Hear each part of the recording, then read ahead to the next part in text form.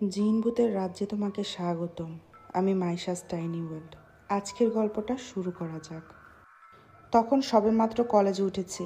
বাসা থেকে কলেজ কিছুটা দূরে হয়। আমি এবং আমার পরিবার সিদ্ধান্ত নিয়ে আমরা নতুন একটা বাসা ভাড়া নেব, যাতে বাসাটা কলেজ থেকে কিছুটা কাছে হয়। সেই অনুযায়ী অনেক খোঁজাখুঁজির পর আমরা একটা বাসা পেয়েও যাই। বাসাটা ছিল 5 তলা ভবন বিশিষ্ট, যার ঠিক 3 তলায় আমরা উঠি। পরিবারের সদস্য বলতে আমি, মা, বাবা আর ভাই হয়। 3 রুমের বাসাটা বেশ ভালোই লেগেছিল। নতুন বাসায় বেশ কিছুদিন ভালোই যাচ্ছিল আমাদের, কিন্তু কিছুদিন পর খেয়াল করলাম প্রায় গভীর রাতে আমার রুমে কে যেন ঠকঠক আওয়াজ করত।